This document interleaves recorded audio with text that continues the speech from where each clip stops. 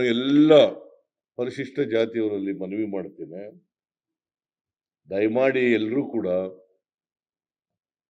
ಈ ಒಳ ಮೀಸಲಾತಿ ಸಮೀಕ್ಷೆಯಲ್ಲಿ ಭಾಗವಹಿಸಿ.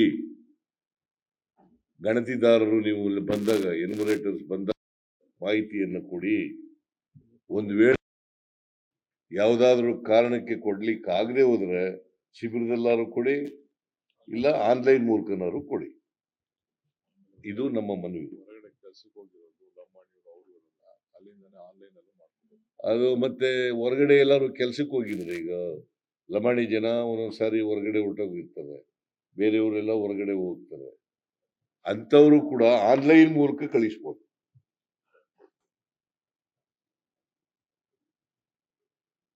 ಯಾರೇ ಆದ್ರೂ ಕೂಡ ಮನೇಲಿ ಇಲ್ಲದೆ ಹೋದ್ರೆ, ಹೊರಗಡೆ ಹೋಗಿದ್ರೆ ಶಿಬಿರದಲ್ಲಾರು ಬಂದು ಹೇಳ್ಬೋದು, ಇಲ್ಲದೆ ಹೋದ್ರೆ ಆನ್ಲೈನ್ ಮೂಲಕನಾರು ಕೊಡ್ಬೋದು. ಆಮೇಲೆ ಎಲ್ಲ ಸಂಘಟನೆಗಳು ಕೂಡ ಇದರಲ್ಲಿ ಕೋಆಪರೇಟ್ ಮಾಡಬೇಕು.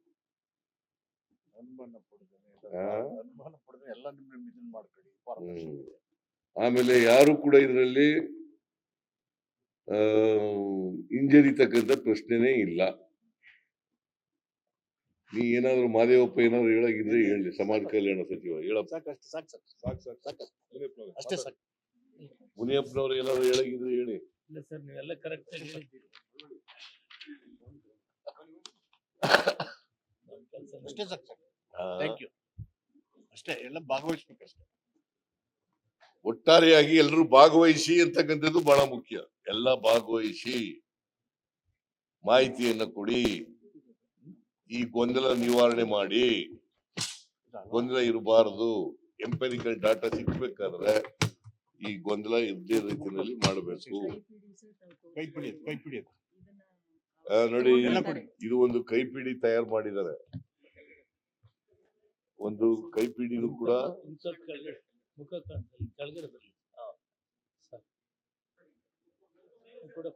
ನನ್ ಮುಖ ಕಾಣೋದು ಬಹಳ ಮುಖ್ಯ ಅಲ್ಲ, ಇದು ಬಹಳ ಮುಖ್ಯ.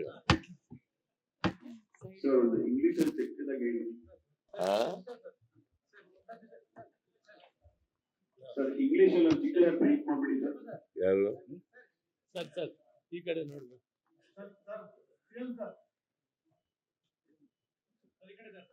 ಸಾಮಾಜಿಕ ಆರ್ಥಿಕ ಸಮೀಕ್ಷೆ ಅಂತ ಕೊಟ್ಟಿದ್ದೀರಿ, ಸಾಮಾಜಿಕ ಆರ್ಥಿಕ ಸಮೀಕ್ಷೆ ಅಂತ ಉಲ್ಲೇಖ ಮಾಡಿದ್ದೀರಿ. ಈ ಕಾಂತರಾಜ್ ವರದಿಗೂ ಇದಕ್ಕೂ ಸಂಬಂಧ ಇಲ್ರಿ. ಸುಮ್ನೆ ಡೋಂಟ್ ಕನ್ಫ್ಯೂಸ್ ಮಾಡಕ್ ಹೋಗ್ಬೇಡಿ. ಯಾರ್ರಿ ಅವರು? ಕಾಂತರಾಜ್ ವರದಿಗೂ ಇದಕ್ಕೂ ಸಂಬಂಧ ಇಲ್ಲ. ಇದು ಜಾತಿ ಗಣತಿ, ಇದು ಎಂಪೆರಿಕಲ್ ಡಾಟಾ ಕಲೆಕ್ಟ್ ಮಾಡೋದು. ಅದರಲ್ಲಿ ಮಾಡುವಾಗ